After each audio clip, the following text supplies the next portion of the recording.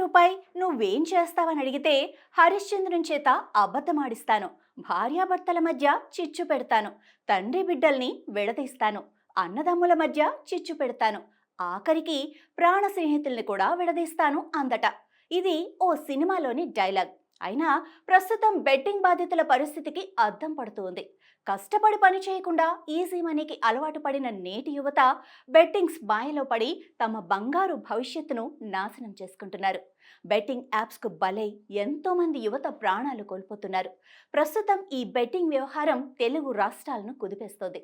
వేలాది మంది పిల్లలు బెట్టింగ్ బానిసలై లక్షలాది రూపాయలు పోగొట్టుకుంటున్నారు. పదుల సంఖ్యలో ఆత్మహత్యలు కూడా చేసుకుంటున్నారు. Betting be careful brother special story ఇప్పుడు చూద్దాం.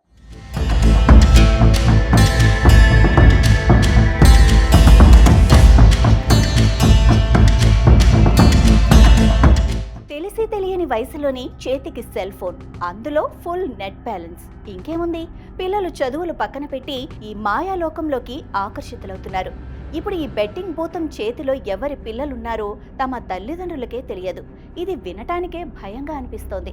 పైగా చదువుకుంటున్నట్లే కనిపించినా పిల్లాడు ఏ బెట్టింగ్ లోన్ యాప్స్కు మోసపోతున్నాడో తల్లిదండ్రులకు తెలియని పరిస్థితి నెలకొంది.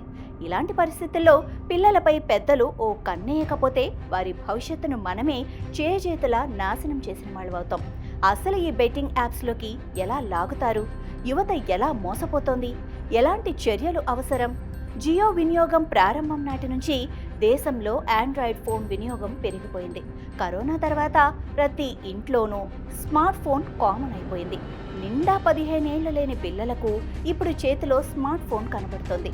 ఇక అందులో బోలెడు యాప్స్ ఉంటాయి. బెట్టింగ్ యాప్స్కు ఈ social media apps main platform. ఆయా సోషల్ మీడియా యాడ్స్ ద్వారా బెట్టింగ్ యాప్స్ యాడ్స్ వస్తూ ఉంటాయి. వాటి గాలంలో ఎవరైనా చిక్కుతారా అని ఎదురు చూస్తూ ఉంటాయి. బెట్టింగ్ పెట్టండి, నిమిషాల్లోనే లక్షల రూపాయలు గెలుచుకోండి అని ఊరిస్తూ ఊబిలోకి దించుతాయి. ఒక్క క్లిక్ చేస్తే కేల్కతం అన్నట్లే. దారుణమైన విషయం ఏంటంటే ఈ బెట్టింగ్ యాప్స్ ప్రమోట్ చేయడానికి సినిమా స్టార్లు, క్రికెటర్లను, ఇతర ప్రముఖులను ఉపయోగిస్తుంటారు. దీంతో యువత ఈజీగా ఈ బెట్టింగ్ యాప్స్ వలకు చిక్కిపోతున్నారు.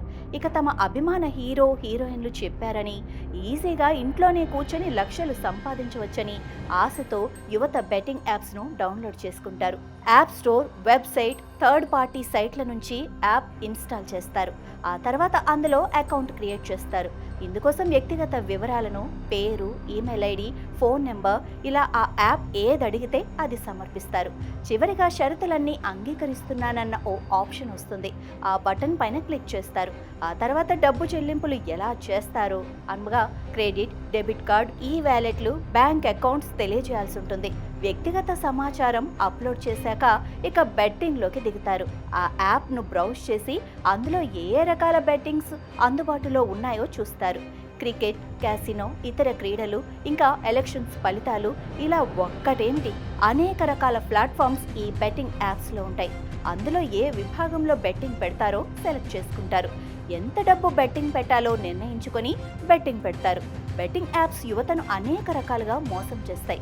వీటిని ఎవరు సృష్టించారో తెలియదు, ఎవరు మేనేజ్ చేస్తున్నారో అర్థం కాదు.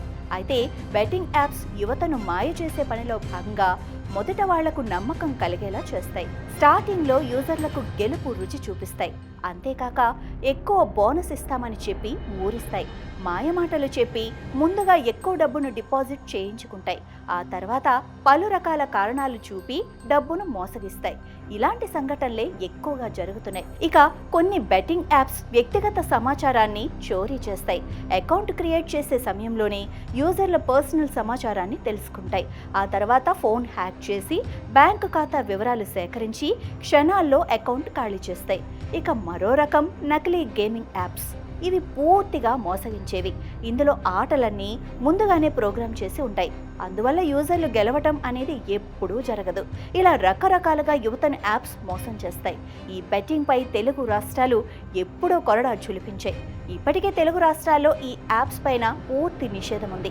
అంతేకాక దేశవ్యాప్తంగా అనేక రాష్ట్రాల్లో ఈ యాప్స్ బ్యాన్ అయ్యాయి. అయినప్పటికీ ఆన్లైన్ ద్వారా సీక్రెట్గా ఈ వ్యవహారం నడిపిస్తున్నాయి.